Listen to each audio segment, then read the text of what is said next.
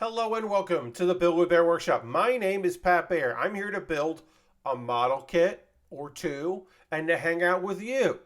I'm going to go ahead and throw the Baer Cave, the Lego, the site, the Tier 2 blue emote in the chat.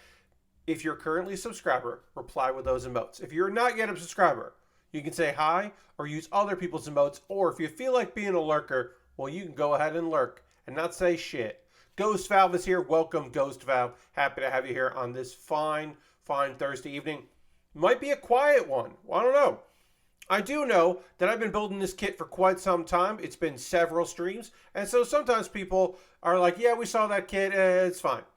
But there's still more good stuff coming with this particular build of Providence Gundam. So we will get to that soon. I'm actually going to look right now because it's easy for me to see.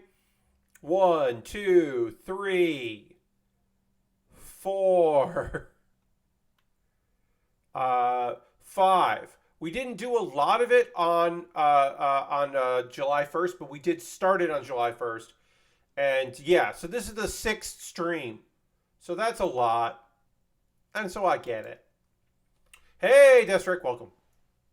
And Throttle Bottom's here. Welcome, Throttle Bottom. And Dirty and Aristofan. Hello, everyone. Welcome, welcome. Happy to have you here in the intro portion.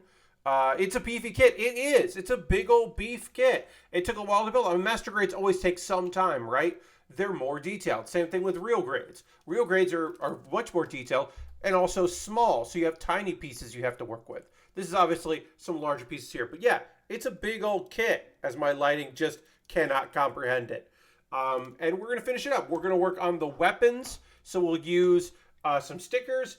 We're going to build the shield, which also has a beam. One of the best beams I've worked on in a hot minute, or used in a hot minute. Look at this thing. It's huge and beefy. Speaking of beef, it's very good. So we got this huge blade to work with. And then we also have some effects parts that we can put in for around the big backpack. I can put these effects parts here to make it look like they're coming out of it. They give a little motion to it. Oh, and I got a stand for it. Where did that? There it is. It comes with a cheapo stand that's not great, but we can at least put it on there so we can look at it with all the effects and all that. And I can take a photo using this big bulky stand that's not great for anything. I would use a better action base. I would use like the action base that I currently have for the heavy arms from Endless Waltz with the Eagle unit parts attached to it. I basically took like that and a couple other kits off of their display there to showcase them in some videos. We'll talk about that. Let's go to the overhead here. I'll just shift that over. Great. Yeah, perfect. Absolutely get an action base too if you buy this kit. Totally. If you're going to display this kit, get an action base too. If you're not going to display it, well, then you're fine. Or if you're only limited to display it, you can do with the kit what's included. All right, we're just going to put this over here so we can get into some building here at our dead center. And let's work on the gun. Yeah, so I have been recording some videos today. I made some YouTube shorts on purpose, vertical videos where I said, what's up YouTube when they started. I won't be putting them anywhere else. I mean, I'll be linking to them other places, but I won't be natively uploading them anywhere else because I wanted to try it out. I have been uploading clips, the video exporter, the clips exporter that Twitch implemented is probably like the best thing they've got going lately of all the Twitch news. Lord Crashton says 48 months, that's ridiculous. Hey Pat, hope things are going well and the heat isn't too bad over there. Keep up the great work. Thank you so much. Let's throw the Baer Cave, the Lego, the site, the Tier 2 blue emote in the chat and thank Lord Crashington for 48 months. That's so many months. Thank you so much, Lord Crashington. Appreciate you very much for that. That's very, very lovely to see. It's just a big old number.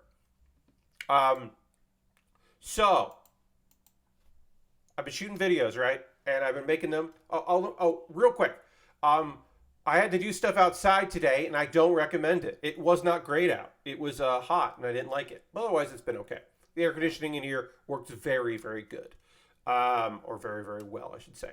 So I've been shooting some videos kind of natively to YouTube. Like I said, Twitch is like a clip editor that makes verticals for shorts.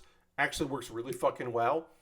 But I have a program called Video Editor that's not great, but what it's very good at is you can set if you want like 4:3 or 16:9, or if you want portrait, you can just click a button and it will kind of try to figure out how to make your video a portrait. But if you shot a video on your camera that was in portrait, it will just immediately understand that.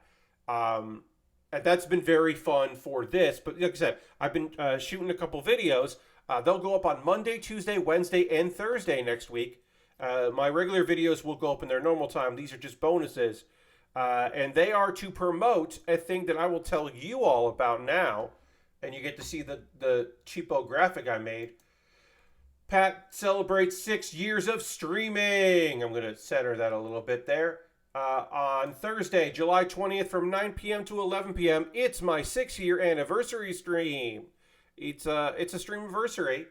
I will be working on the Death Scythe Helck High Grade, which is a premium Bandai product that at last look will arrive here before next Thursday. It is in the mail. I am going to quickly check to see if I can get some on time. Yes, expected Monday the 17th, expected pickup. Let's hit the old FedEx tracking number, see if they can give me some more detailed information about that. Can you? Will you? Yeah. Okay, by end of day. All right, yeah. It is currently en route to Gage, Oklahoma, because it's coming from California. I have 2 kits that I bought that shipped at the same time, and hopefully will both arrive. But yeah, so I'm going to build the Death Scythe Helck High Grade.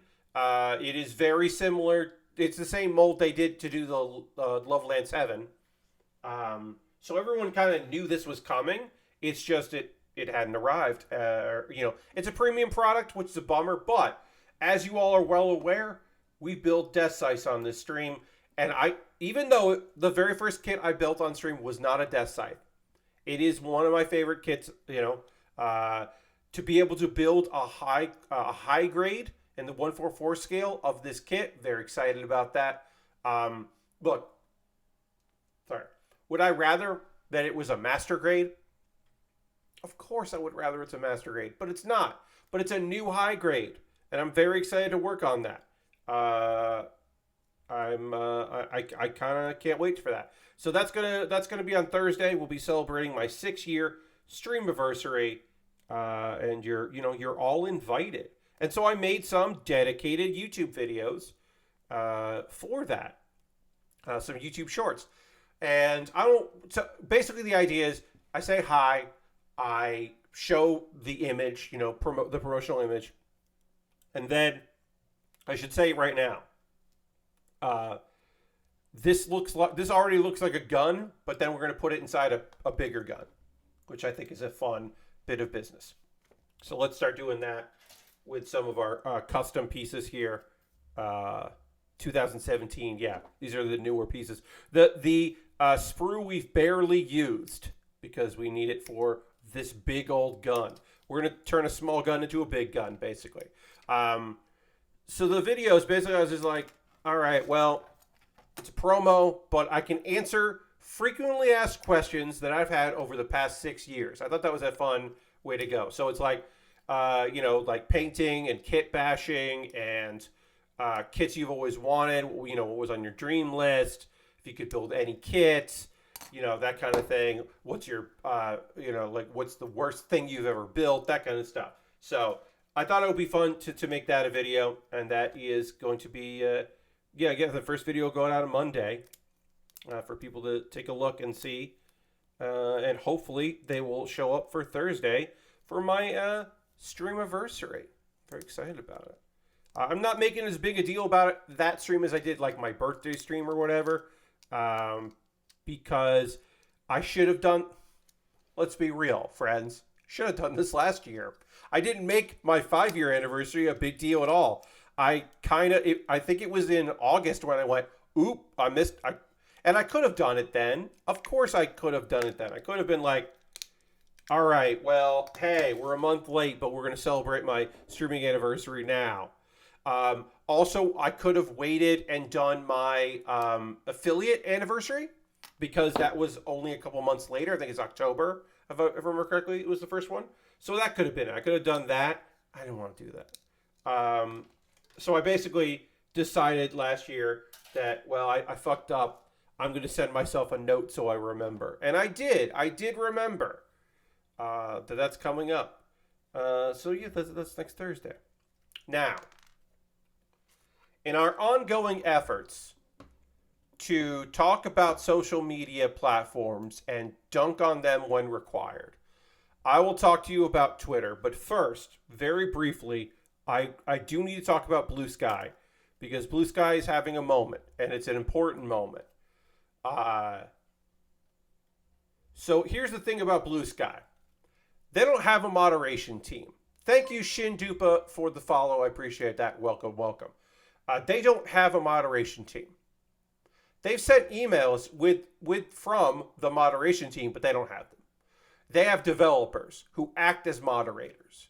And if they have started to slowly hire some mods, they're not part of a team. They're just freelancers or contract employees. But there's no head of the department. There is no moderation department. And they're small, right? Although they've started doubling and doubling and doubling because they are still in a growth period where every time a person active on Blue Sky gets an invite, I think they said something like 70% of current, at the last time they were keeping, like they put this out, like 70% of people use their invites. And that's not 70% of people like gave it to people. They're saying they have a 70% activation rate of invites that go out, of people at least starting an account, if not heavily using it, of course. So that's good for them, bad for the fact that they are growing without doing any of the work that you need to do. It's the, like, well, a free exchange of free ideas and it'll shake out, right? And that's not how that works. The thing that they're coming to grips with is that Blue Sky, for some of its users, is a bad time because some of the people that have been invited are shitheads and racist. And then there are other people who are don't feel like they are racist, but they do act without understanding racism and are not actively anti-racist, which is a thing you got to do. You actually have to do that. You like can't just be someone who doesn't think about race. You have to actively be out there trying to make a difference and help and grow as a person. And some people don't want to hear that. And I understand why they don't want to hear that because it sucks to be like, "Oh, wait, I have to grow and change and listen." Not basically a lot of people are not actively listening. And if you're like, "Well, Pat, what's an example of that?" Well, here's an example. They came up with a band list of usernames. A band list. Not a band, a band. So this is a list of words you can't use if you're going to create an account. They can't contain these words, right? And they're mostly some insensitive words, lots of swear words, lots of indecent words, Led Zeppelin and Metallica, yeah.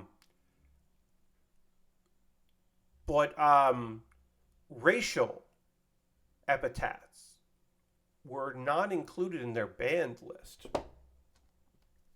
And maybe this person was doing it as a test. Maybe they weren't doing it to be awful. But they used their invite, this one person that was found, to have a username of the word you're thinking of. If you're thinking of the word that absolutely you 100% should not be allowed to have as your username on Blue Sky, that word with the R in it at the end, the hardest of hard R's. And people were like, "Hey, what about this fucking guy?" So now they've updated the list, and they're like, hard yikes, as Ghost Val says. Yeah. And they're like, but they didn't say, they just updated the list. They haven't said shit. And that also, it sucks. That they're not even in a position to send out bullshit. Like, we're such a small company. We're just little guys. We're just innocent men. They don't even have that. They're not even adept enough to lie to people's fucking faces about, like, oh, well, we take the, like, no, nothing. Radio silence. But you know what? Who wasn't silent? People who are fucking mad at the person that was like, hey, this sucks. So yes, you might be shocked to learn that some white people are like, it's great here.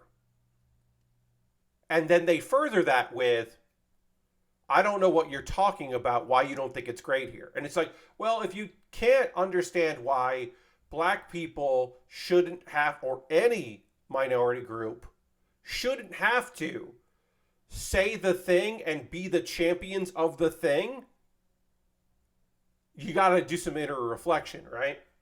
Because they're saying, hey, it sucks here. And then other people are saying, no, it doesn't. And it's like, well, no, it doesn't suck for you. And for me, it's pretty nice there. There's lots of bits. One of my friends who is weirdly going viral there. She's an early shit poster that people got behind.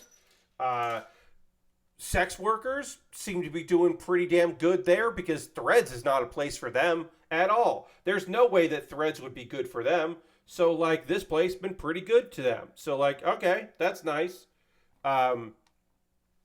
But yeah, people of color, specifically black folks, not having a great time on Blue Sky, not getting a lot of support from the people that work there.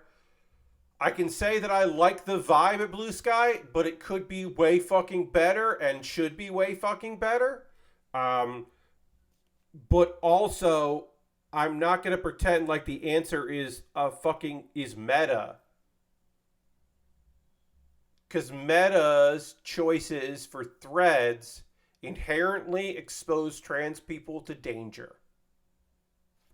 So, nah. And then Twitter, you know how Elon Musk is full of shit? Like, constantly just full of shit? Like, everything he says should be taken with a salt shaker full of salt because he's just so full of shit. Hey, Strafe Gabe just subscribed with Prime. We'll get into Elon Musk in a second, but we do have to throw in the Bear Cave Lego and cite them out in the chat. Thank you very much, Strafe Gabe, for using your Prime Gaming token to support me here on the stream. Appreciate you very much for that. It's very kind. Hope you enjoy the emotes and not seeing ads and using the discount you get for having Prime. So, what's up over on Twitter? Elon, full of shit all the time. Says things that he doesn't mean. Says things that he doesn't, follow up on. All that stuff, right? What's he got? Well, he actually told the truth.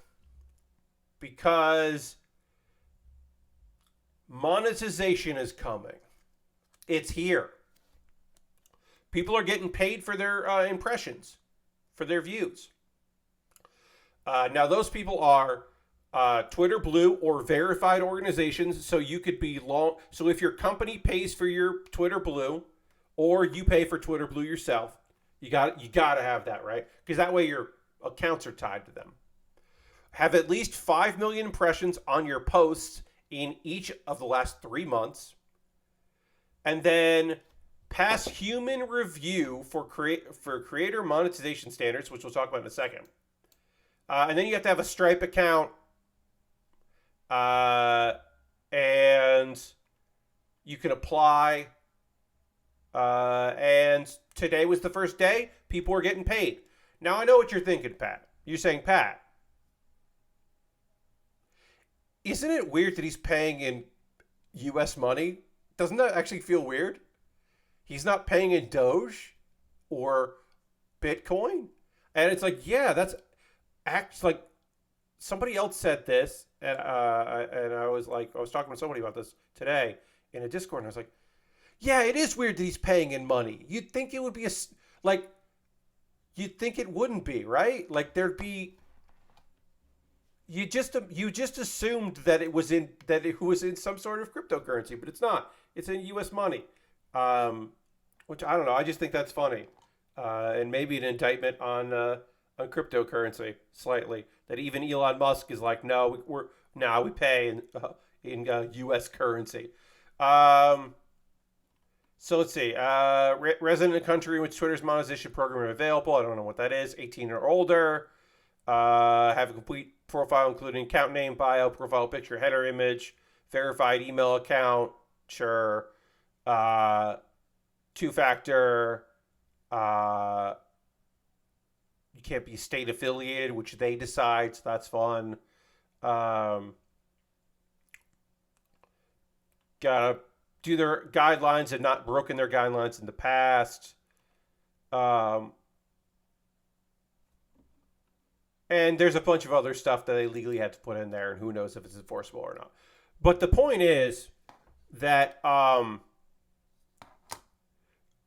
everybody who's been posting about getting money are the worst people you know on Twitter. If you think about, like, outside of Elon, of course, if you think about, like, the shittiest person you've ever, like, seen a screen cap of or been retweeted into your timeline, it's those folks. Like, nobody you like is getting money from Twitter. Because I imagine they've left. If you like them, they've left, or they didn't get Twitter Blue, or perhaps they don't do gross content baiting. Like, a lot of my favorite accounts are automated, and they would qualify for this, but because they use an API, they would also have to pay a lot of money for API stuff, and it's just not worth it. We finished the gun, by the way, with our stickers there. The gun is done. There's one more sticker that we'll use for the shield, but this gun has been completed. It looks fucking rad. It's just a big weapon. It's just a big cool weapon there with a. If you want to make it two-handed, move it around. But yeah, got a big old weapon there.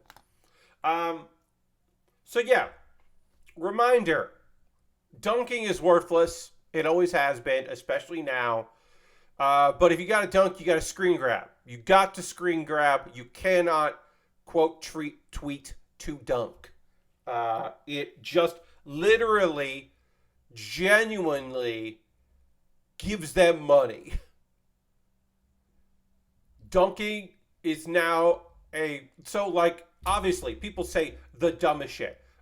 Engagement baiting is already a terrible problem and will continue to be a terrible problem. Because now there is no incentive. Like, that's the incentive, right? Is like, who cares if people are retweeting it to say this sucks, or looking at it, or sending a link to their friends. That's the other thing, right? Don't send links of shit you want to talk shit about. Screen grab it. We got a new follower as well. 2414 Repludge Gamer. Welcome. Thank you for the follow. Welcome. We're working on a model kit here. We're going to build the shield. It is the last major component of the Providence Gundam, which we're working on for several goddamn streams. But yeah, that's your big Twitter update. It's just gonna be worse. And like, I guess, congratulations, Elon. You made you somehow did the thing. You made the website even worse. Kind of unbelievable. Let's see. We've got. All right, let's talk about this. Let's talk a little bit about strikes. SAG-AFTRA, the Screen Actors Guilds and the Actors Federation for Theater and the Arts, who merged. They used to be two separate. That's why they have. It never made sense, right? Because it was like theater and radio, actors and television. Actors from television, actors from movies are often the same thing. Hello, it's only been a while. I'm still at work. Okay, well, enjoy your work, or good luck with the rest of your work, I should say. But welcome. So SAG-AFTRA, right? They merged a while ago. They're going on strike. The hobby for Gunplas was just born. Heck yeah. Well, enjoy. I'm working on one right now, and happy. Hope you enjoy that. So yeah, they're striking. They're joining the Writers Guild of America, the Directors Guild of America. They came with a new contract. They never actually really did. It was coming up, but everybody knew they'd be the first. They're the smallest of the unions. That they knew that they weren't going to strike. That was going to be. That was definitely going to make a deal. Their deal isn't great, but they will also benefit from this. So, look, a lot of people from SAG were already on the picket line supporting the Writers Guild of America because everybody's tight. A lot of writers become actors. A lot of actors start as writers or later get into writing. They understand that these jobs are important for one another. There was a whole thing about like using Deadline to leak some stuff, trying to scare people into coming to the table. That didn't work. That seems to actually just backfired. But yeah, we're in for the long haul here vis-a-vis a strike. Reminder, if your favorite show doesn't come back in the fall, or it's a truncated season, or the show that you were excited to debut gets pushed back because they didn't finish filming it, or the movie that you've been excited about because you love the book and you've been following it on the online and on trades, and who knows when that movie's coming out because they didn't start filming it. It's just frustrating to you. I understand. It's not the writers that did this to you. It's not the actors that did this to you. I know you know this, but you'd be surprised because in 2008, when the writers went on strike, there was a lot of talk about, a thing that unfortunately that stuck around for years and still sticks around to this day, is that people blame the Writers Guild strike for the birth and over like even the presidency, right? Like The Apprentice wouldn't have happened if the writers hadn't struck. Yes, it would have. It would have blown up anyway because reality TV is cheaper than scripted television. Reality TV still would have happened no matter what. Maybe it was sped up. The timeline got sped up a little bit, but there were already reality shows before the writer's strike. It didn't build up anything terrible. It just exists at the same time. So want to make that clear. Reality shows still have union writers anyway. Indeed. Well, they do and they don't. They have a lot of writers at reality shows, but they're not called writers. They're producers and video editors. They got rid of the writers. Reality shows have very few writers. They do the work of writing and crafting a storyline based on real footage. And sometimes the people behind the camera are also writers and standing next to camera people, but they're not classified as writers because then they could be part of a union. And a lot of reality shows they work with other unions, but they don't have to work with SAG-AFTRA. Because then you would also classify the people that are being part of this reality show as actors, and that would eat into profits. So they're not actors. Oh, holy shit, we got fucking raided. We got a rah-rah raid. Oh my God. Welcome, Raiders. I'm Pat Baer. Look, I want to say this. Oh, and thank you very much, Weed and Estrogen, for the follow. That's an excellent username. Welcome, Raiders. We'll go to this screen while I talk to you for a second. Happy to have everybody here. I do want to say, all of you are fantastic, including you, Uncle Watermelons. You're also great. You're all fantastic. Somebody was watching Rah Rah and didn't come.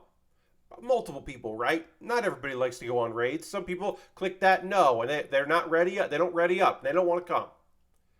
68 of you came by, which is awesome. If one more person had come, I might have stopped building model kits for the night. If we had gotten a 69-person raid, I don't know. I don't know if I would have been able to continue. So maybe it's for the best, because then we'll keep working on this model kit, which I want to follow. But like sometimes I'll play Hearthstone and I'll get 68 experience for the match or for the game of Hearthstone, or 70, and it's like, come on, right, Rara. I hope you had a good time with the wrestling. I hope people were sticking around all day. I hope there were some donations. I gotta give you. What am I even doing here? How could I not give Rara a shout out right now? I gotta give Rara a shout out. We've rated Rara plenty in the past, but I gotta do this part. You nailed it. Hell yeah! So glad. Rara streamed for a whole lot of time in an effort to get groceries. And I don't know if you know this, but humans are fucked up in that we need to consume food. We need sleep and shelter. Those are good too. But we also do need food. So sometimes people need food badly to steal a thing. Rara is now telling me we'll go back to this screen here. I build model kits. We're almost done with this very large, expensive model kit. Rara says Wrestling Empire was incredible. We stacked 137 vending machines with no ring in the arena. They all set fire and created a pit of flames. Entire arena was full of flames. Yeah, Wrestling Empire is broken in all the good ways, like the best possible ways. That game is just complete garbage. Positive. It is wonderful garbage. Good time garbage. That's incredible and excellent. Anyway, I'm a model kit builder. If you're new, hit the follow button if you'd like. If you like model kits and Lego sets. And in the second hour, so about 20 minutes from now, we'll talk about... we're going to get into some anime talk, because there's a couple new anime shows I've been watching, or second episodes of some shows. So we'll talk about an anime based on a manga called Helck. The main character is named Helck. Helck. Helck. It is fun to say. Thank you, for the follow. Appreciate that. Welcome. I heard these VTuber people like anime. Some people do. Some people do like anime. So yeah, we'll talk about some anime in the second hour. We're talking about a strike. We're talking about striking. Hey, thank you so much. Shot Point gave out a sub to Zedro13. Thank you so much. I appreciate that very much. Yeah, imagine like being an anime liker. That's wild, right? With the applause there. Thank you very much for the gift sub. Gift subs are always appreciated. Welcome to the gift sub leaderboard. Anime is it? Yes, Remy. Anime is still a vice. It is. Very true. It's never been truer. I said this before. I will say it again. Anime Vice was ahead of its time. Aristofan also gifting out some subs. Thank you so much, Aristofan, to What the Farios and Sax. It's Sax Python. I almost said Sax Python, but I don't think it's Python. I think it's Sax Python. This is a good username. These are good usernames.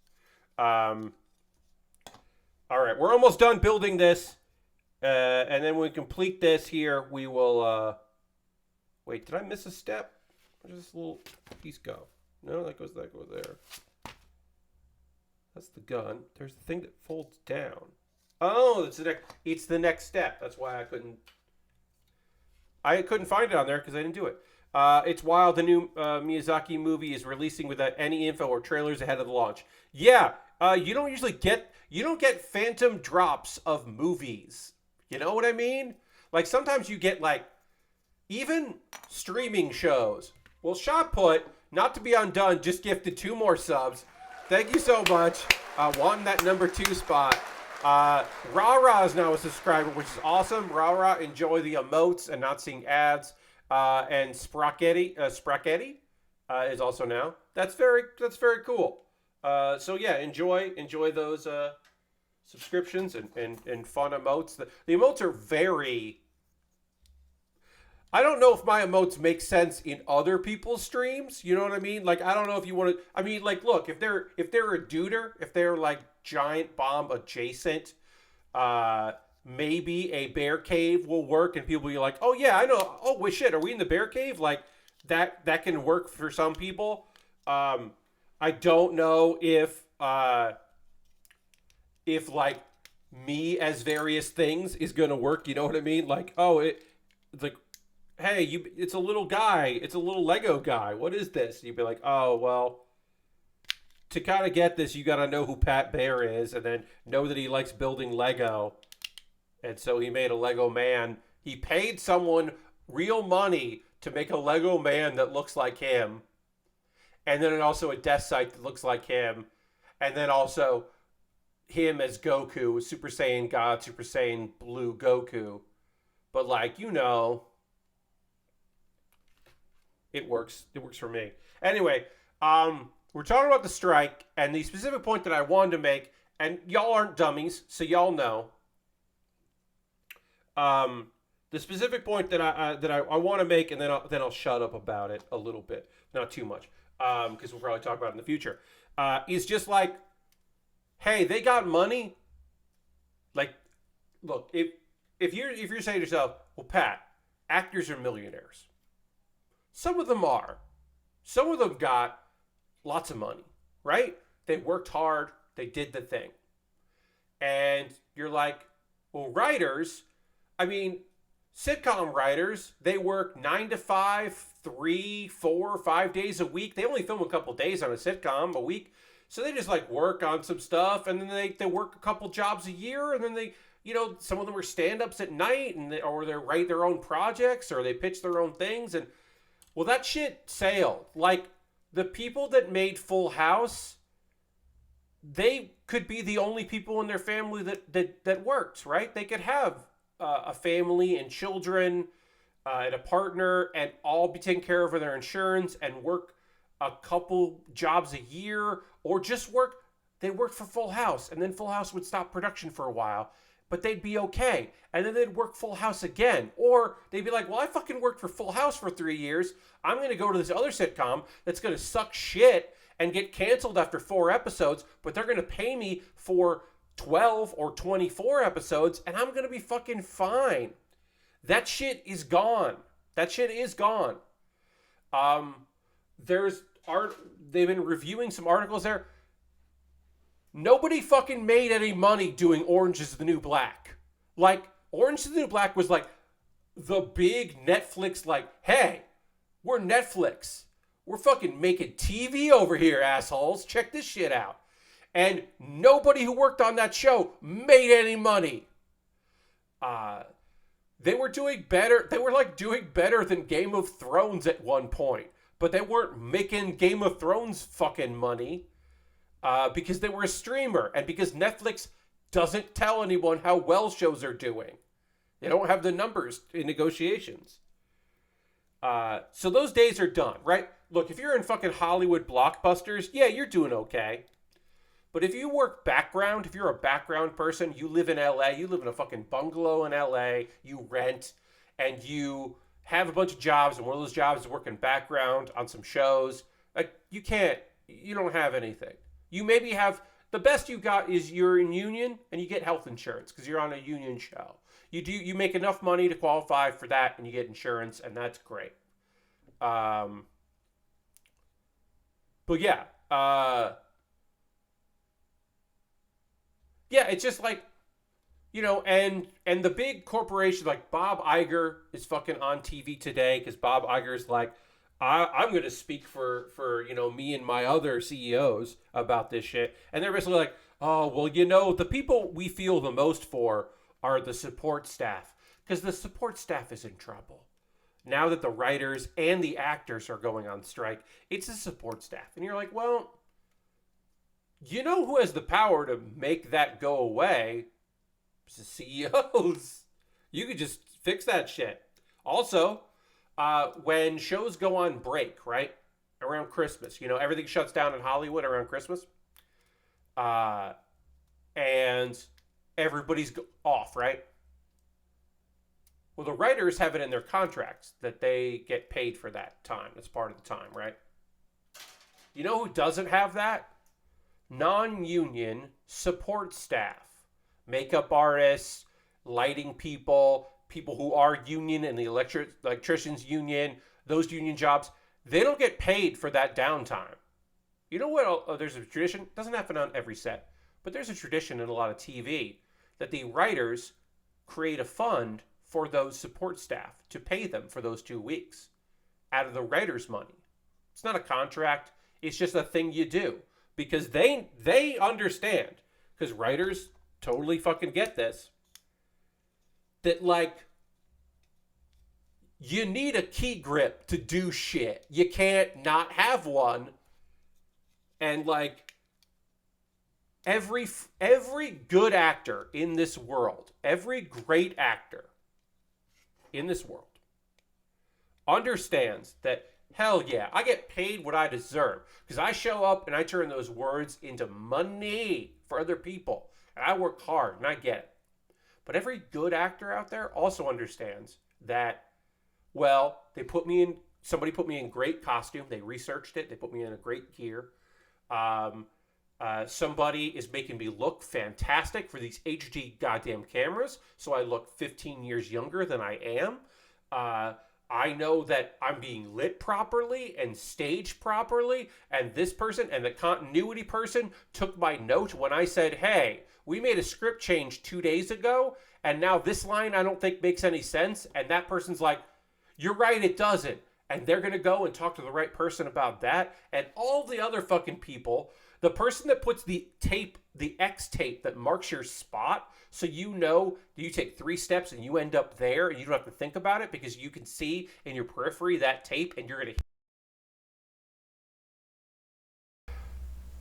Yeah, the shoot doesn't happen without them, but also it doesn't happen with a lot of other fucking people, right?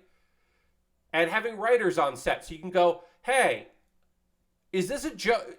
What's up with this? And you go, oh, well, we shoot out of order, and this is a callback to an episode that is going to air before this episode. We haven't shot it yet. And so, and the fucking director doesn't know that because not every TV show has the same director for every episode. They also have multiple directors. But a writer who's representing the writer's room can go, oh, we thought it would be funny to reference the thing that you say, but you haven't filmed that yet. And they go, oh, that's fun. And they just say the line. Now, some actors don't give a shit about that. They don't care about that at all. They just read whatever. But some actors do care about their character. And so they're like, hey, why am I so mean right now? Why is my character so mean? And like, the director's be like, well, we need it for the scene. And the writer could be like, oh, yeah, all right, yes, okay, you're right. That is weird. Okay, well, how about let's add a line where you're just like, fucking taxes. Not that, right? But we can twist it a little bit so you're having a bad day. That work better for you? Okay, great, let's add that. They add it and they put it in there and it's in there and it's fine. And then the actor's just like, oh yeah, everybody has bad days. Okay, that makes sense. And like everybody feels fucking happy about that because it's a fucking group project. Ugh, makes me so mad. I am not in SAG-AFTRA. I have not worked enough any year to qualify for it. I have been on many auditions for things. I have done a couple little things. I have been on 2 television programs that were SAG-AFTRA. 3 actually, but 2 sitcom shows, and then 1 late night show. Late night's a whole other different fucking kettle of fish. But yeah, I've been in a few things. I've been very lucky to be in a few things like that. My appreciation for all this is phenomenal. And also, I should say that even though I'm not union, never was, because I did union shows, they looked after me. I did a show on fucking Hulu. Now, should I get more residuals than I do? Yeah. Should I have gotten more money for the thing than I did? Fucking of course I should have. I did not make enough money. They also, but I get paid, my residuals aren't, this is fucking cool. For me, for your friend Pat, this is a cool thing that your friend Pat benefits from. They cut down my lines in the episode of that I was in, right? The episode I'm in on Hulu for difficult people. I said way more lines that are in that because they shot more than, an episode length. They got to cut some stuff in a bunch of different places. And they chose to cut my scene down, which is their right. My residuals reflect the original payment I got. And I got paid for more lines than I'm in it. And my residuals reflect the lines that I filmed. They don't reflect the lines that are shown, which is fucking rad. The Broad City, did an episode of Broad City, not union. They take care of me. They're overseas sales of it. They sell a package of the season to some people, and suddenly I got a little bit of money that shows up now and again. This is never life-changing, but it's a little bit of money. Hell, I've apparently, Jimmy Fallon does a Tonight Show, but he used to do Late Night with Jimmy Fallon, right? He is where Seth Meyers is now. They apparently did a retrospective documentary, and I got a clip. I got for a split second. I'm in a montage. I haven't even seen this. This isn't even released anywhere that I can see, but they made it, and because I'm in it for a second, I got a little bit of money for a thing I did years ago. And that's what they're asking for, right? They're like, hey, the residuals are because we only work so many days of the year for these things, but like also to get things going and to go all the process and all of that. None of that is paid for. The residuals keep the writers going. They allow young writers to be junior writers on the projects and then transition into being full staff members and to keep that going and to allow for more people to come in. And it's this like long, goddamn big project. And those things are going away. And the mini rooms are replacing it. And the residuals have dried up because the residuals don't count for streaming. And people don't even know some. And then also, hey, guess what? You just have people. There are things nominated for an Emmy that you can't see right now. There's no DVD releases of it. They just don't exist. There are Emmy nominations for shows that you can't fucking watch that just came out. You can't. So if you want to watch that weird Grease prequel that by all accounts is like not good, and an actor got fired and they'd like CGI'd a guy's face onto him to basically write him off the show, and it's like not a good thing, but it's nominated for costumes because people like 50s aesthetics. But you can't watch that show because it doesn't exist legally. You fucking find it. Somebody torrent it, I'm sure. But like, forget all the it's just like, it's not even like when people were like, man, I can't watch Herman's Head. There's no way for me to watch Herman's Head. Or Honey, I Shrunk the Kids, the TV show. I don't know if that's on streaming. It just came into my head trying to think of something I bet isn't on streaming. But I bet that's not on streaming. And I wouldn't know how you would watch the TV spin-off of Honey, I Shrunk the Kids. I have no idea how you would watch that. Legally. I have no idea how that would work. Forget those old weird shows. Like if I want to watch Knight Rider 2000, the syndicated Knight Rider spinoff where they had like multiple people in each of their cars had a personality, and their two characters had motorcycles that somehow morphed together into an all-terrain vehicle somehow. What if I wanted to watch that? I don't know if I could. If I could, maybe I could find like an episode on YouTube. Seasons 1 through 3 of Honey, I Shrunk the Kid are on iTunes. Also, hello. John, thank you so much. Yeah, so, Rara, kind of like the Voltron thing. It was two motorcycles, and then they would come together, and then it would be like an all-terrain vehicle, and they never explained how that was possible, but also, these are vehicles that have magical AI that could talk, that are cars. And there was like a truck and like a couple different cars and all that. Kind of like the Batman Tumbler. Yes, a little bit like the Tumbler. Look, that show wasn't good at all. Full stop. But what if I wanted to watch Team Knight Rider? Yes, you're right, John. Knight Rider 2000 was a different Knight Rider show. This was Team Knight Rider, which is different from Knight Rider 2000, which was also, as you're right, John, bad.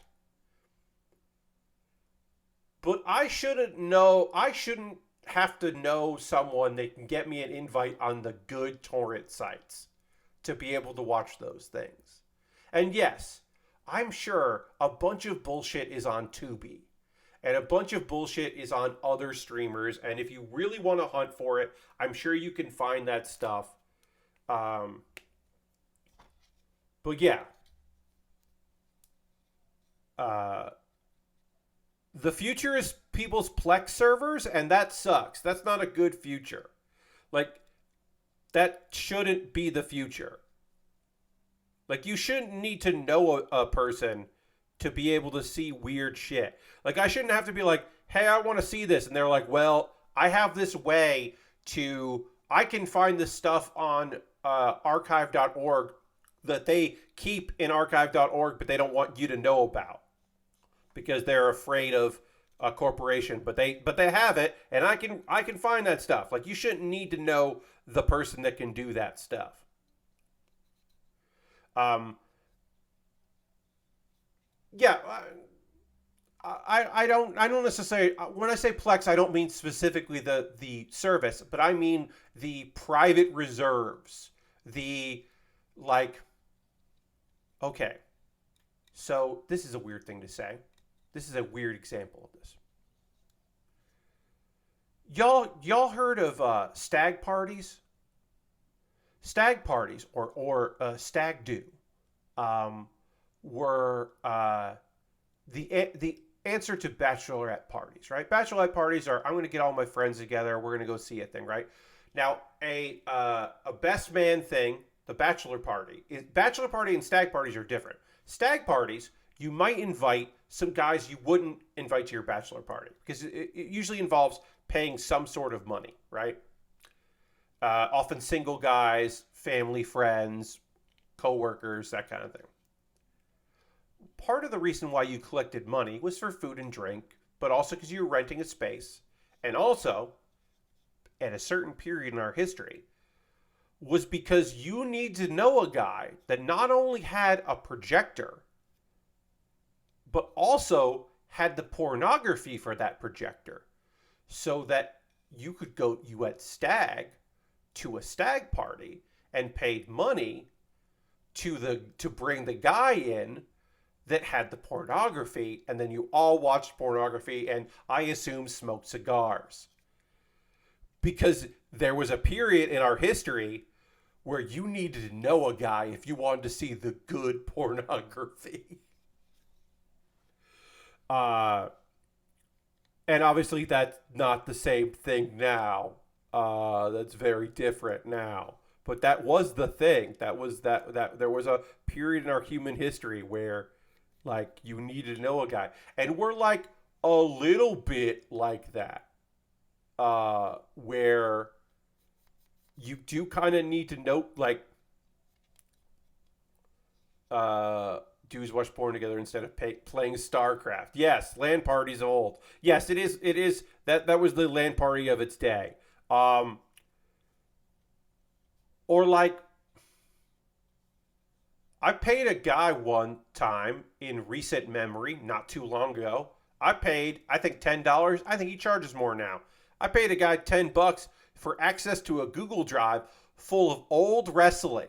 Almost all of the old wrestling that I show on stream when we watch old wrestling comes from this one Google Drive that I paid a guy some money for. And part of that money goes for him constantly buying more space to increase the access to that Google Drive so he can increase it and buy more fucking wrestling. And that is the answer to tape trading. Is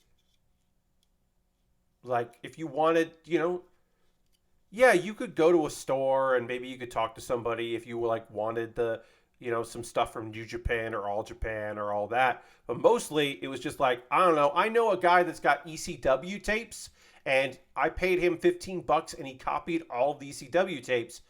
And now I'm going to trade a couple that I don't really want to watch anymore. Or I got a duplicate ECW tape and I'm going to trade that to this other guy that has All Japan tapes.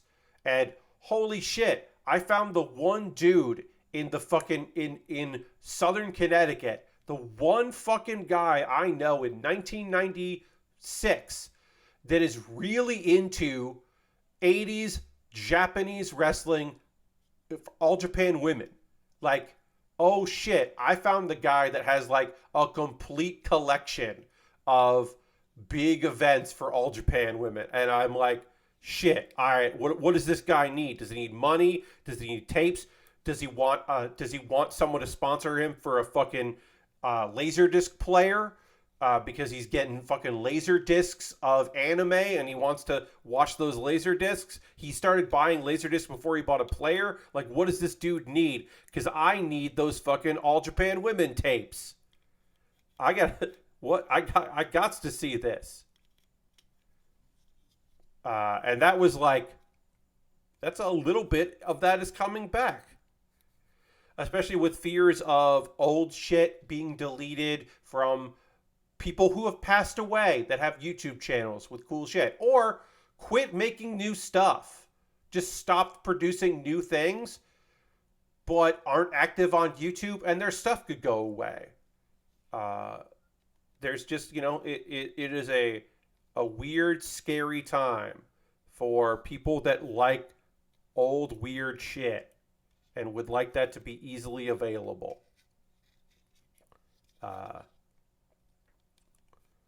I don't know. That was a tangent, but it felt like an important tangent to make. We're basically done with this kit. I'm doing a little panel lining here, but we're basically done with the Providence Gundam. This was a long, beautiful build. I'm happy that we're almost complete with it. It's been fantastic to do. I have to clean up this shield. I am not going to attach either of these because I would have to do a different hand, and I don't feel like doing that. But we at least panel line it so it looks nice. I don't think this is going to join my display, but it's definitely joining the collection. I'll definitely hold on to this, especially for the shield beam weapon, which is just goddamn gorgeous. So let's clean that up. And we'll take a pause for the cause in a moment or two. Talk about ways you can support the channel, all that good shit. I'll probably talk about the AEW new safety policy on Saturday. It's a leaked thing that Fightful Select has. They're basically just trying to qualify, like, some stuff is like unprotected headshots with chairs. Yeah, don't do that. Going into the crowd once you're bleeding. Yeah, don't do that. Well, why would you do that? Why are you doing that, people? Like, stuff like that. Some of that's just like, hey, you need to tell people if you're doing certain moves. And it's like, yeah, it makes sense. It's like, not necessarily from a safety thing, but like, there's too many fucking pile drivers in too many matches. So they're going to say, actually, the match right before you does a pile driver. Can you do a different spot? Or do you want to go talk to them, see if they'll cut that spot? That kind of stuff. We'll talk more about it on Saturday. It's all good. It's actually good stuff. Don't fucking spit. Tell people if you're going to do a spot where you're bleeding. Like shit like that. We're going to take two photos here. I'm going to separate this we do have one thing left to do, which is put in these extenders. We got to put these extenders in. But other than that, we're done with this kit. But I'm going to take a photo of this, and then we'll, after the Pause the Cause, we'll get these extender parts on and put it all together. But I did want to take a photo. I did want to take a photo of this backpack because it's goddamn beautiful. I want to show it. Also, hell yeah, the fifth man for the for Blood and Guts joining the Blackpool Combat Club, and Takeshita, who is not an official member of the Blackpool Combat Club. The fifth man is going to be Pac. That's right, the bastard Pac is joining up because he blamed in kayfabe and in reality he blames Kenny Omega for breaking his nose and him having to take time off, and he is an asshole in kayfabe. So sure. All right, so let's get some of these in here. Some cool weapons. All right. And it's like, yeah, sure. You know what? He should be mad about that. Like, granted, he should be pissed off about that. Like, that makes sense to me. And joining the Elite, creating the now 5-member Golden Elite, the strongest version of the Elite possible, Kota Ibushi. Kota Ibushi will be there. Cody, Kenny, the Bucks, and Hangman. It's good. It's good. Kota Ibushi and all the wrestling is good. Cody and Kenny together is good. These are good things to be happy about. We are pleased to hear about these things. We are happy for these things. We are happy for these men to have these opportunities to do these things. It's good. It's good shit. It's fucking good shit. Blood and Guts is not my favorite match, but sure. I'll take it. Okay, so what's happening right now? I'm going to talk to you about ways you can support the channel. Everything I'm going to mention here is optional. You don't have to do any of this stuff. But if you would like to, you're more than welcome to. And then, so I'll talk about ways you can support the channel. Then we're going to get back into it. We're going to continue working on this model kit. We're going to finish this up. We're going to start a new kit. I'm going to talk to you about some anime I've been watching the past couple of days. I got 3 shows to tell you about. And then that'll be it for the stream. But right now, really quick, if you're currently a subscriber, you can throw the Bear Cave, the Lego, the Scythe. If you're a tier 2 subscriber, you get the blue emote. Throw those emotes in there. Being a subscriber is the easiest way to support what I do here. We've had every single way of supporting me. People that did use Cash Money, people that used Amazon Prime, and people that gifted subs tonight. We've had all 3 of those things. Those are the easiest ways to support me, is through Twitch, because you're already here on Twitch. You're already, look, you're giving other people money. You might as well also give me money. You don't have to. Again, optional, but you can. Also, bits and coins, that's the way we didn't have. I'll try to keep this brief and we'll get back into building. But yeah, bits and coins is another way to support what I do here. But again, you don't have to. What else? What else can I say to you? I got a Patreon at patreon.com/PatBaer. There is a $1, $3, $5, and $10 tier there. Different rewards for different tiers. Consider joining my Patreon. It's pretty great. I think you'll like it. Over at patreon.com/PatBaer. Get on board. Also, I have a YouTube channel. I post YouTube videos of a variety of different things, some about model kits, some just comedy videos. Check out my YouTube at youtube.com/PatBaer. There's a membership there if you want to become a member. You get my Wednesday videos on Tuesday. I send out a message, so you get those a day early. It's nice. Let's see. Those are all monthly ways to support me. But also, what about a one-time donation? If you want me to, thank you so much, Rara. That's lovely to hear. We'll talk about that specifically in a second because I'll share the link from my previous one. But yeah, I've got Coffee and PayPal and Stream Elements. Everything I make through direct donations like that during the streams. If you donate during the streams, or if you subscribe to my YouTube channel as a member, or just watch my YouTube videos, or if you join me on Patreon or Twitch, all that money goes into a fund, and I buy model kits with that. Model kits and equipment so that I can keep building. I got a backlog of kits. I just got one the other day from Target, a Lego set. It's a Lego set of a movie franchise I've never built any Lego from before. So that's fun. I'll be building that in the future. Now this kit, this wonderful kit, the Providence Gundam, and the Zowort, which I'm starting soon, were bought by you, by people out there. John bought this off my Amazon wish list. We'll talk more about where I got the Zowort from in a second. But I got an Amazon wish list, and you could buy something. It'll jump the queue, become the next thing I build, and I'll make a dedicated YouTube video about the thing. I've got inexpensive Lego. I've got more expensive Lego. Model kits that are inexpensive and very expensive, that are constantly on sale, that aren't on sale. I usually go in and put this in order because, prices fluctuate. I didn't do that here, so the prices are a little off. My apologies for that. But yeah, I got a bunch of different things in here. I'm not even going to worry about sorting it by price. I'll do that later. But yeah, a bunch of different stuff that I would love to build. If you see something there you'd like to see me put together, feel free to pick it up. And again, it'll come in the mail. Make a dedicated video for my YouTube, unboxing it, a mailbag video, and then I'll build it. And there's some gear at the bottom because people like gear. Oh, the chair. I didn't realize this chair was on sale. That's nice. The nicer chair than the one I currently sit in is currently 27% off. That's pretty good price. But yeah, you buy something if you want to. You don't have to, obviously. Also, I have a Throne wish list. It's nice to have that. There's not a lot of model kits on Throne, but I have a few that are up there that you could pick up. I turned on surprise gifts. You can surprise me. You don't get my address or anything when you do it like that. But I turned on surprise gifts at Throne. So if you want to buy me, you can't send me anything sexual. I turned that part off. But other than that, if you want to send me a piece of electronic equipment or a game or something, you could do that. You could do that. I don't know. Will anyone? I don't think so. But I turned on surprise gifts because that's weird. Surprise me. I don't know. You don't have to do that. You just got a whoopee cushioned. Yes.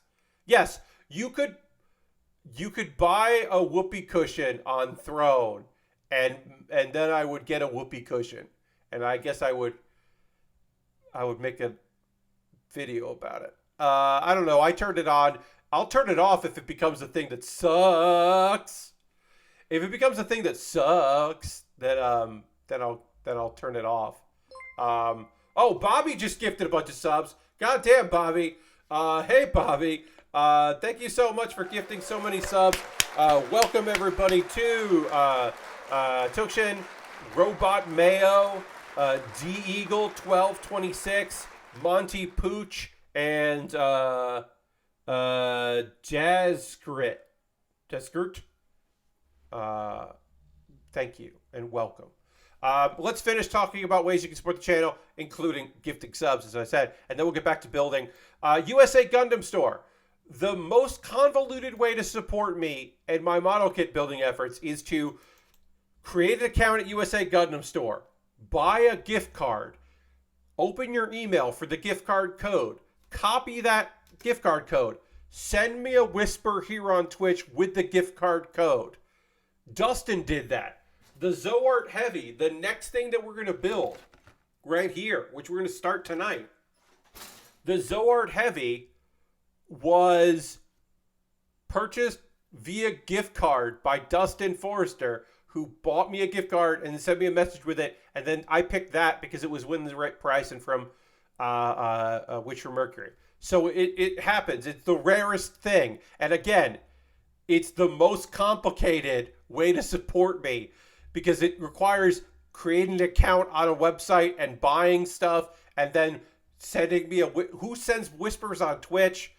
My DMs are open. You can do a DM on Twitter, but like, who knows for how long DMs are going to stay open. Eventually they won't, and you'll have to, pay money or whatever. But I haven't. But for now, we're okay. Let's see. Yes, heavy in the title is a very good thing, Bobby. You're right. Okay, I am almost done promoting myself, and then we get back to building. We'll get back, I promise, very soon. I have a Discord. Join my Discord. Here's a couple video links for you to check out at your leisure. Pat Bear's Anime Club. There will be a new episode of Pat Bear's Anime Club up on Monday. The current Pat Bear's Anime Club is my 100th episode, and it is your guide to the new summer anime season and also a review of the spring anime season that just ended, because this season, I'll tell you, isn't that strong. So maybe you want to pick up some shows that you missed during the spring season, and maybe I could be your guide for that. It's a very long episode. And then Baerly Rehearsed is an ongoing video series where every week I write and perform a piece of comedy. I go out of my way to rehearse it several times so that it is barely rehearsed at least. This episode is, this is called, what is it? This is the proposal, yes. This was a shower thought that I had to make real. It is a very short, quick joke. It is what we would call, if this was performed in front of a live audience at a comedy theater, it would be called a blackout sketch, where the joke is the only, like, the line, and there's no heightening the joke. You just say the line, you get out. But yeah, simple, silly little thing, playing around with a digital green screen, which I love to do.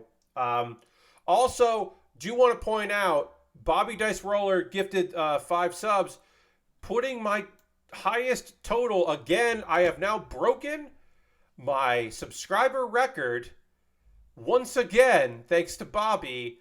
I'm now at 103 subscribers, the most subscribers I've ever had.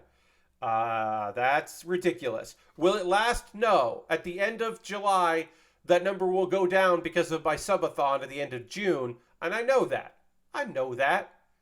But 103 is a lot. Just making it harder for my next subathon to break that record. All right, we got to talk about some anime, which we will in just a moment. I am in desperate need of drinking some water, so I'm going to do that. So let me get... we're going to dramatically transition back to the camera, finish up this kit, talk about some anime, and we'll do that, and I'm going to drink a little water and dramatically transition right now. Oh, now? There we go.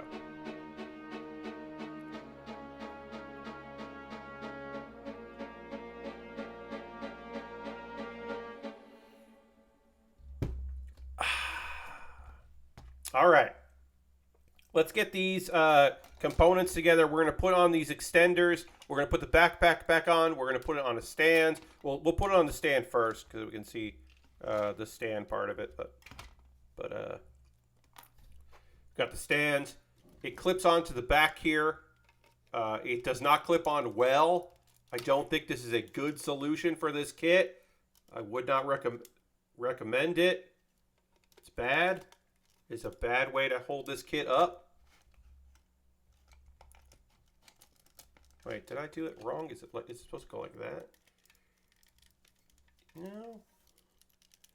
No, it just sucks.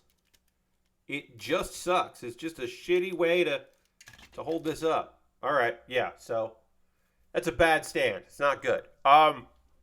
Let's talk about some anime. While I finish this up. Hey.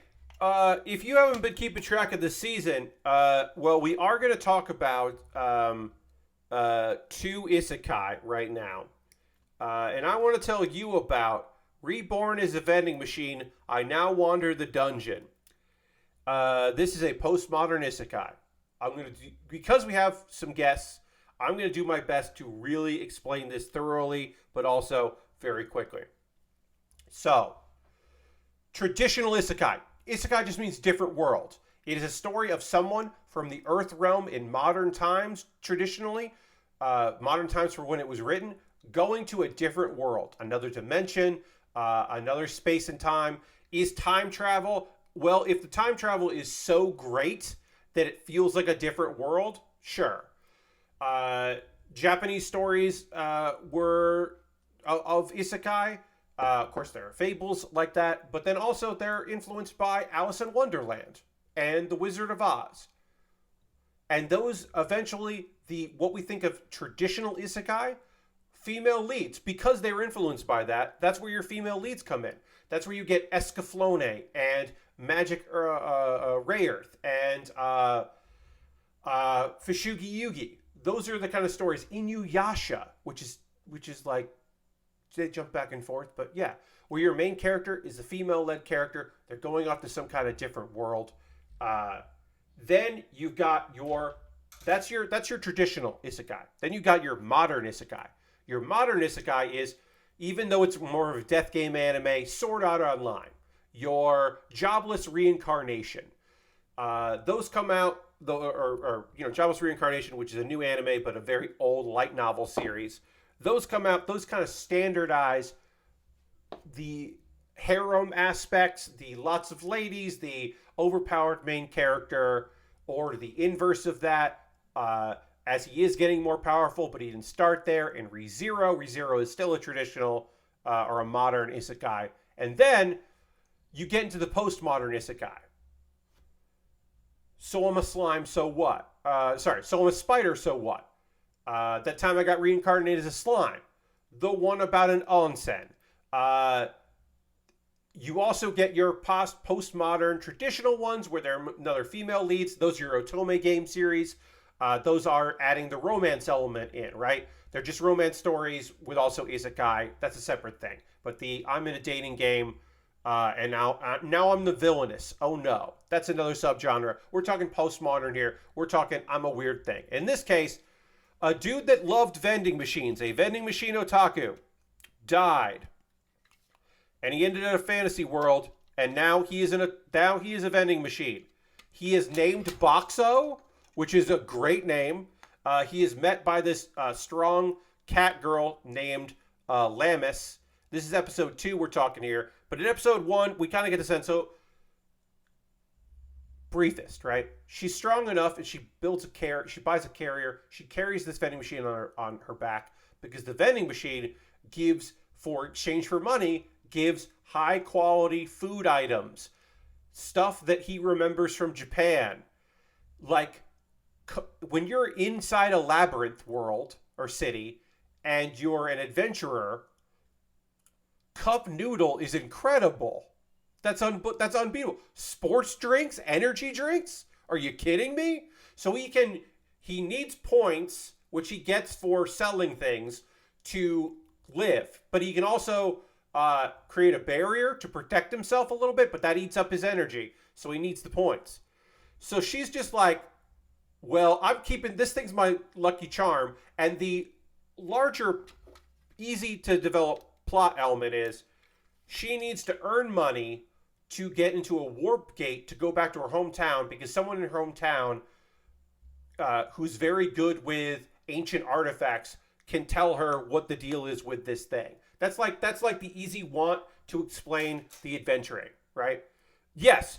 So she's basically like, I'm going to pack mule this very good vending machine.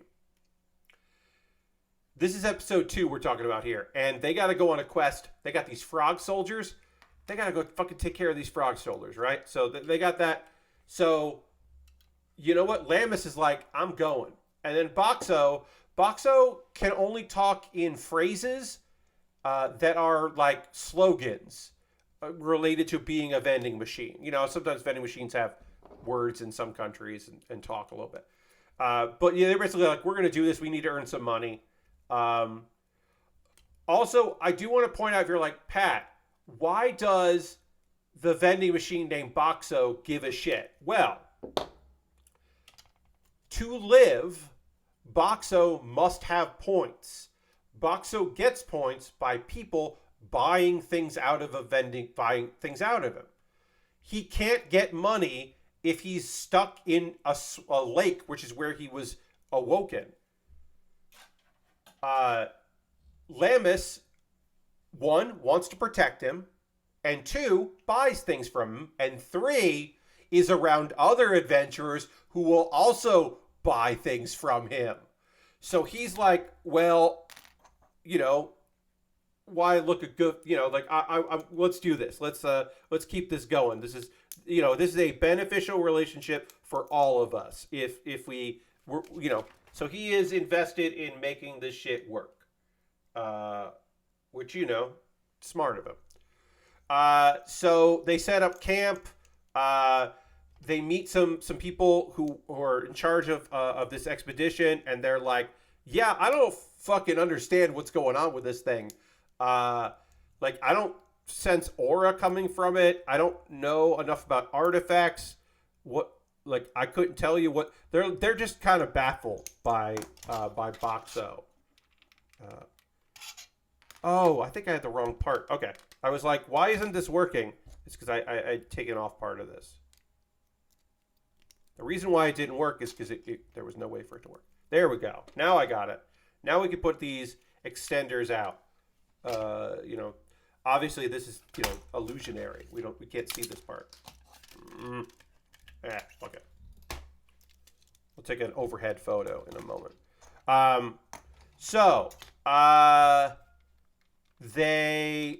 They meet another young girl named Sui, who we might end up knowing more about later. We don't know. I don't know. He upgrades his barrier, which uses points, but then he thinks he'll be okay. And yeah, he wants to protect his most loyal customer. Basically, he's like looking at it as like, well, she's really gone out of her way to look out for me. I want to look out for her. We'll protect it. And that also is important when the king frog shows up. We got a king frog that shows up and just wrecking shop. Lamus is trying to. A bunch of adventurers got hurt, and they're in a wagon. She's trying to protect the wagon, and then Boxo comes up with a solution, and I can't believe they've used this idea in the second episode. Where do they go from here? He starts spitting out cola bottles and Mentos, and they defeat the giant king frog that spits fire by shooting Mentos soda at it. And that's episode 2.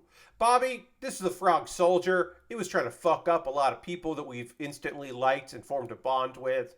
But yeah, I mean, it's not a good way to go. But that's how episode 2 ended.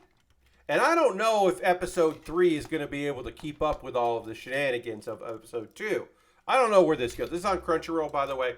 But it's a really stupid show that I can't help but love. Oh, Frog King. No, it was the King of the Frogs. This was the King of the Frogs, so it was stronger than the other frog soldiers. So here's the thing, right? I know, you all know me. Some of you don't know me. A lot of you know me and my tastes, and I like dumb shit sometimes when it comes to anime.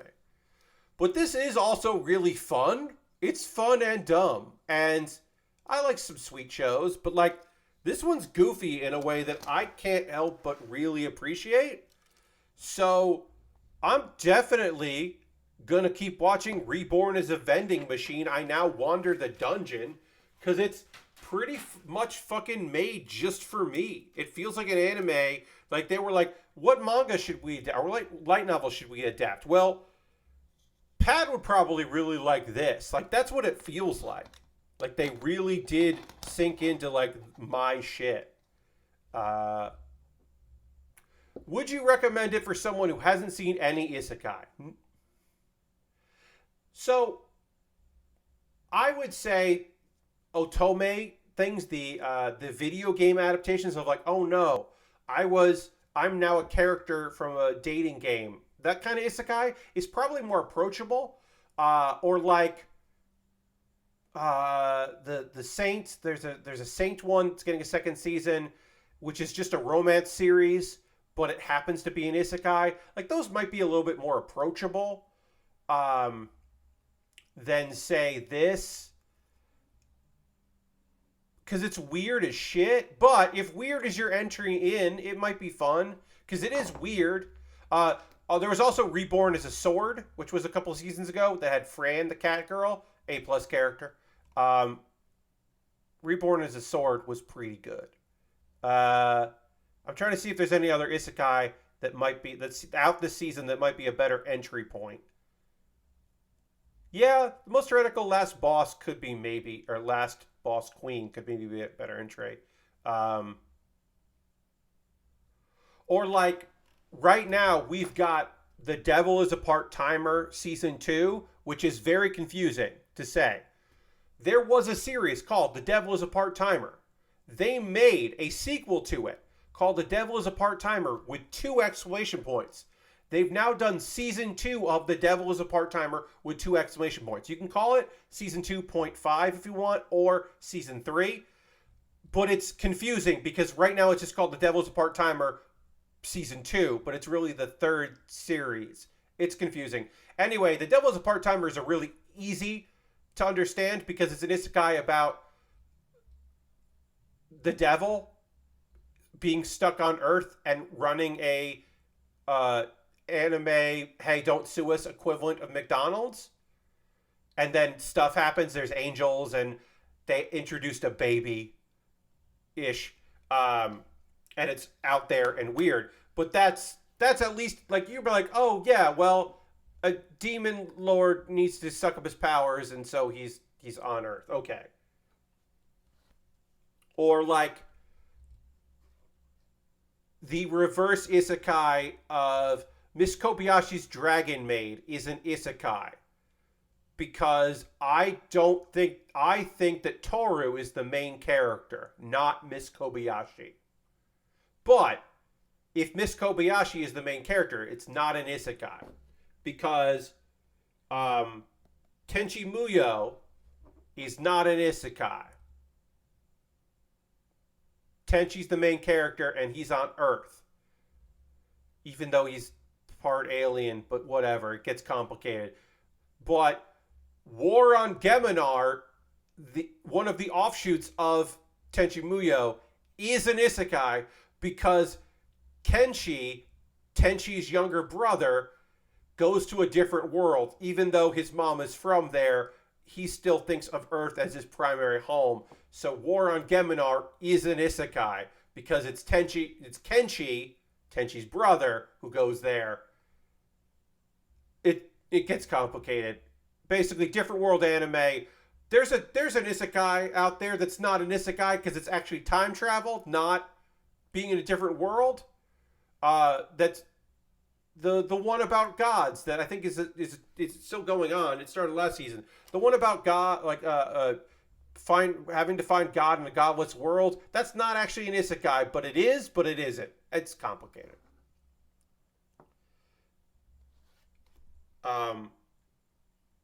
But like, yeah, Fushigi Yugi, Escaflowne, Inuyasha, isekais. Alice in Wonderland, isekai. I mean, there's a knight in King Arthur's court, or a kid in King Arthur's court, isekai. The King Arthur adaptation where it's a bunch of football players that show up and they take over for King Arthur. Isekai, Encino Man, time travel based isekai, but in my opinion, the world is so different that it counts. Football King Arthur is a cartoon. It was a syndicated cartoon in the 90s, I want to say, and it's a whole football team called the Knights, and their bus gets transported into past, and they have like cool technology because one of the football players like immediately understands the science and magic of that world and makes them cool gear so they can be the Knights of the Round Table, and they fill in, and Merlin's there. It was syndicated, so you might have missed it there. It's not good, but it is a fun idea, and it's an isekai. What's something that I was debating whether or not it was an isekai or not? Captain Bucky O'Hare. The manga, or the cartoon, the comic I should say, is not an isekai, but the cartoon is an isekai. The comic book isn't, the cartoon is. Complicated. Total Recall. Is Total Recall an isekai? I don't think that Total Recall is an isekai. Last Action Hero is an isekai because the main character is the kid going into the movie world, and then also the character, Schwarzenegger's character, comes into the real world. So yes, Last Action Hero is an isekai. I don't think Total Recall is an isekai because I think Mars is colonized, and it's not that weird that Mars is there. So I don't think that counts as an isekai. Yeah. So basically, if the main character goes to a different world, some people argue the different world has to be a different world from our world. I say it's the main character that makes it. Gate is a example of an isekai where a gate opens and these monsters show up, and they're from a fantasy world, and then the Japanese army goes through the gate to the fantasy world, and it's like, hey, what if a bunch of people with swords and spears had to fight against machine guns and helicopters? And if you take out the like nationalist stuff, the like really fucked up Japanese military elements of it, and you just think about a helicopter, an attack helicopter fighting a dragon, it's pretty fucking great. But once you start thinking about how, like, what kind of weird propaganda are we dealing with right now, that's not great. The theory behind Total Recall is that his brain gets fried in the chair and the rest of it is his mind. That, yes, the actual, or the that Total Recall from that point on is just like, I was about to say a movie that has a twist in it. That there's a movie that's a surreal movie, but the very clear connotation is that the ending is a fantasy of the main character to escape the reality. And I'm not going to say what it is because that's such an important part of this really fucked up, cool, weird movie. I won't tell you what movie it is because even though it's an old movie, it's a spoiler I refuse to make. But yes, basically Total Recall is like, the theory of Total Recall is actually a movie. So, in an isekai, you can travel. There are isekais where you travel back and forth. And that is an isekai. So, The Matrix is a virtual world. In my opinion, The Matrix is a death game. Because if you die in the game, you die in real life. So the simulation of The Matrix doesn't make it an isekai. It makes it a death game movie. That classifies as a death. Now, there are death game isekai. Don't get me wrong. But that's I don't think The Matrix counts as an isekai. I'd have to think more about it, but I don't think for sure. Is Death Game a show? Where did that originate? So Death Game is just a term for like, the movie Battle Royale is an example of the term. But we don't call them Battle Royale likes. We call them death games. Basically, like, there is a subgenre of anime and other fiction, so manga, light novels, about like, some of them are virtual games, like you die in the game, you die in real life or whatever. But some of them are like, you woke up you're in an island and you gotta fucking kill people. Like, it's the intrigue. It's you wake up with superpowers. How did you get these superpowers? And occasionally they have isekai like elements, but they're a little different.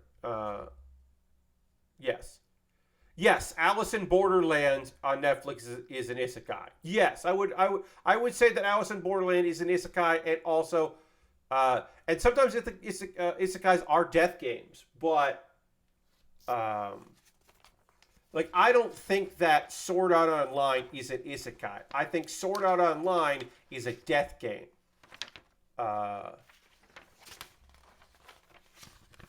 But that's just mine. Squid Games. Yes, Squid Games. Yes.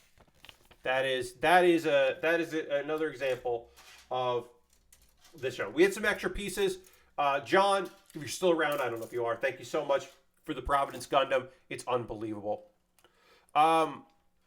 So hack, yeah, a battle royale. Yes, battle royale. Hack, dot hack. Like Log Horizon. I can't figure out if Log Horizon is an isekai or not. Oh, yeah, John, you're right. Great. I can't figure out if Log Horizon is an isekai or not. Log Horizon is a bunch of MMO players suddenly are inside the game as their characters, and they can't get back home. And I don't think that's an isekai. I think that's a trapped in a video game thing. Now, because you put on the helmet and you're in the game. Now, there are characters that die and end up in a game, and there are characters that suddenly wake up and they're in a world that feels like the video game. And that is an isekai.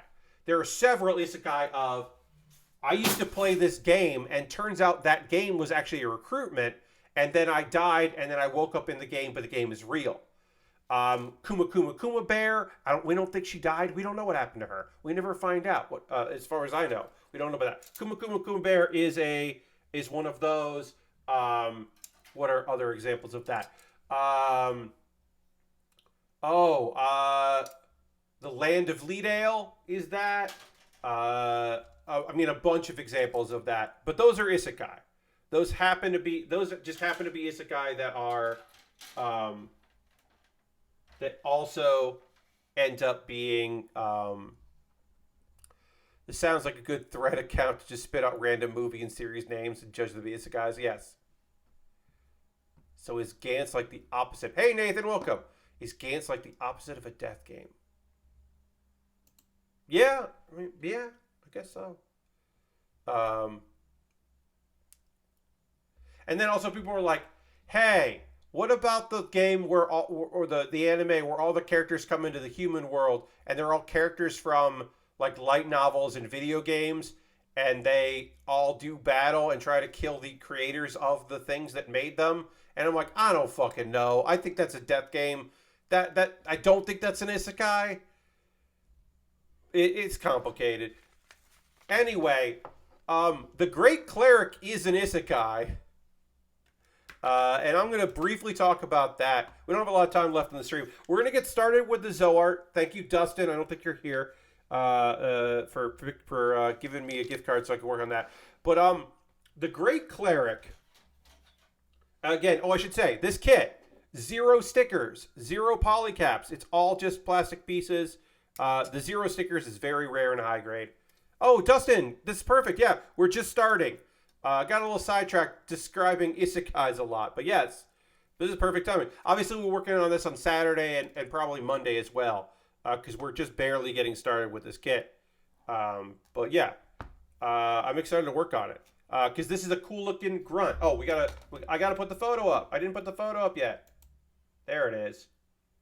And then get rid of Providence guns there. The Zowort is just all shit stickers. Yeah.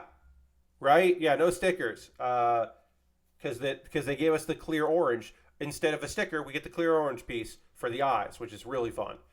But yeah, I love a big grunt that just has some cool equipment. And so we'll work on that. So I'll just give you the briefest of brief explanations of the Great Cleric. We're only in episode 2 right now.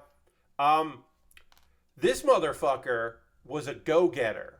He had a bad day. He was trying to get a contract signed and try to get new clients, but he did. He got it signed. This is episode 1. He's doing it. Everything's going to work out. And then he catches a stray fucking bullet and dies. And he's powerless. There was no way to help himself. He dies. And then his will to continue and to keep going is such that somebody, a god, some kind of person, is like, all right, well, I'll give you another chance. And now he's Lucille. He's Lucille, and he's in a fantasy world, and he's a healer. And, he's got his knowledge from another world, but that's not going to help him much, except he's got being a low-rank businessman. He's got business acumen. So he's like, well, look, I can heal myself, but I can't defend myself. I don't know anything about martial arts. and I want to keep living. So he ends up through luck, he ends up at the Healers Guild. He trains there. He gets actually sponsored by a paladin to train there. And then he's like, all right, well, I want to go to the Adventurers Guild, and I'm going to become an adventurer, and then I'm going to get trained there for survival training. And also, he's like, I need to increase my magic capacity because I can only heal so many times a day, and I only know the low-level spell heal. So he's like, I got to learn more spells, and I got to do better. And he finds out, people have a low opinion of healers. And he's like, oh, that's weird. And there's like, well, the reason is that there's no control. The Healers Guild can't control price. So the people that are healers that run clinics charge a lot of money. So a lot of adventurers die, and they just can't, because they can't afford to do it. So people have a low opinion of healers. He's like, oh, well, fuck that. So he strikes a deal. Remember, businessman. This is episode 2. He heals some people. He's not great at healing yet. He wastes some magic, and somebody dies. He doesn't. So this is the episode 2, and we have our first casualty. This was better than not getting any treatment, but yeah, he doesn't save a person. One person doesn't make it. And he's certainly negatively affected by that, but he's now okay, well, I'm going to become better at this. What do I need to do to become better? Hey, if you give me this training, I will heal any adventurer that comes here. That's the deal. And it'll go towards that. And then later in the episode, we meet a few characters here. But basically, what is his name? The guy that trains Broad, who is in charge of training for the Adventure Guild. He's high-ranking member of the guild. He's like, all right, yeah, you can stay here because if you're going to keep healing people, your mana efficiency will grow, and that way less adventurers will die because they'll know they can come to the Adventurers Guild. And he's like, well, yeah, if anybody comes, I'll heal them. Very noble of him. And that's and then most of this episode is his training starting. And a lot of it is that so yeah, he's there and people are like, oh, there's a healer. Oh, and the nice guild receptionists who are cute are talking to him, and we're mad about this. And a lot of this episode is just him working with Broad, and an element that they downplay a little bit, but it definitely comes up a lot in the manga, because I've read this manga, and I enjoy the manga, is that our dude, Lucille, is a bit of a masochist. He talks himself into getting stuff done, and he's a little off. But it's important for the story. And I should also state, this story is very slow. This manga is just very slow paced. I don't even know if in season 1 he'll get to the main big thrust of the manga. By the end of this, he might be on his way to go to another city to go work a job, but I have no idea if he's going to be doing that. It might just be him training for 12 episodes. I don't know. I enjoy this series quite a bit. I don't know if this is for everyone. I think the animation style is good, and the characterization is fun. And like I said, I've enjoyed the manga, so I'm going to keep watching it. But I don't think this is necessarily for everybody. I don't know if Helck is even for me. Helck is on High Dive. Helck. It is an anime about a tournament to decide the next Demon Lord, because the previous Demon Lord died.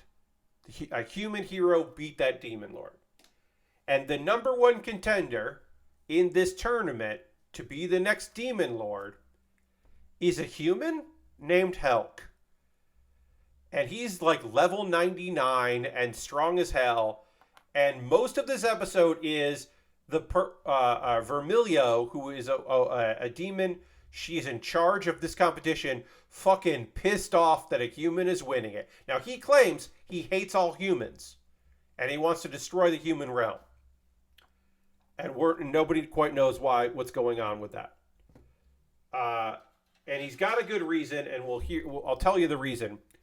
Apparently, he is wanted as the most wanted criminal in humanity's history because supposedly he killed his brother.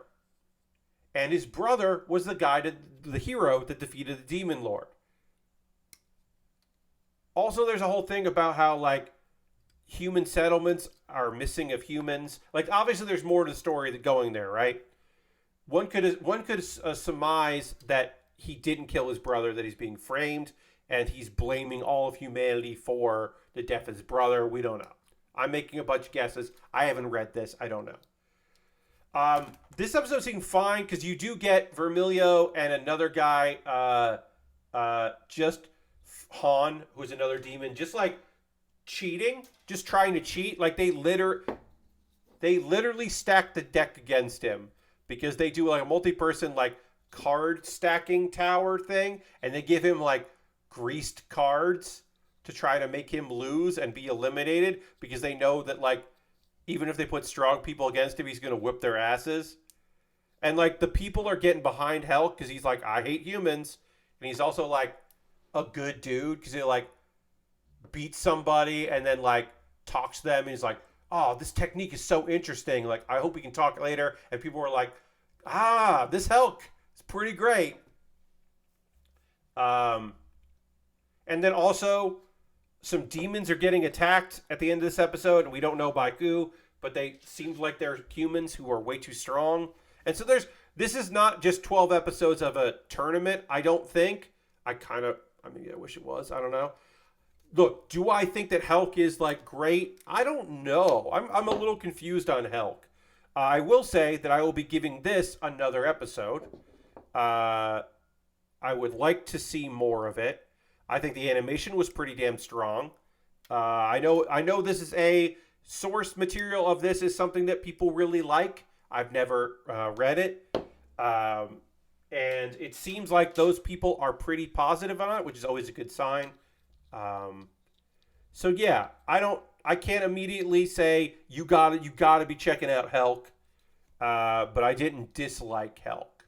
That's what I'll say. I guess we'll leave it at that. And I'm gonna give it another episode. It wasn't like you know what? No, I don't want to watch this. Like the girl who I like who forgot her glasses or whatever the fuck that show was called, which it's bad animation. Terrible animation. So that's my anime update. I'll have more to talk about on Saturday. I'm going to be catching up on some shows that came out this week that I didn't have time to watch. Saint Cecilia and Pastor Lawrence, which is a Wednesday show, and Undead Murder Farce, which is also a Wednesday show. Episode 1 of Undead Murder Farce was so good. I can't wait to watch episode 2.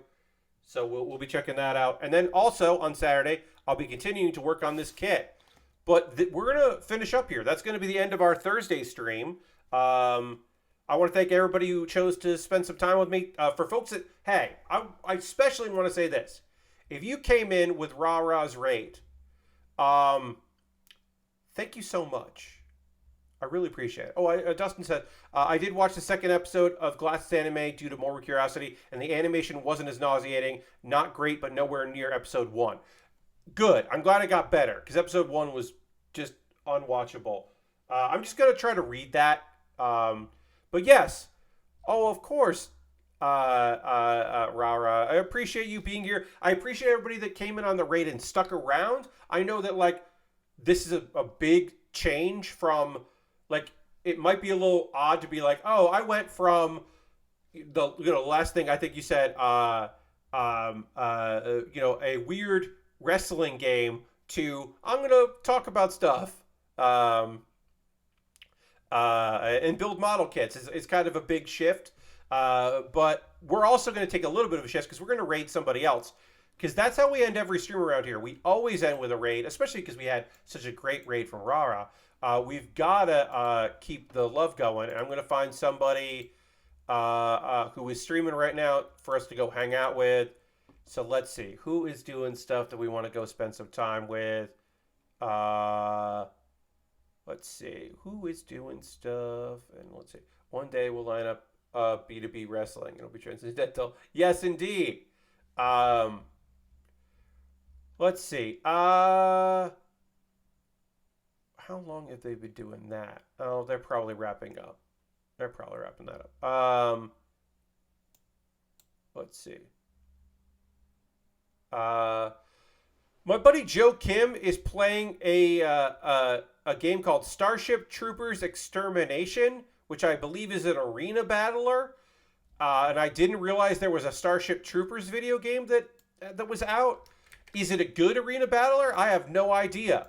But we are going to check that out. One, because I want to know. And two, because Joe Kim is good people. And I think you'll like him. He's very chill. He's on a stream when I want to schedule, which is rad.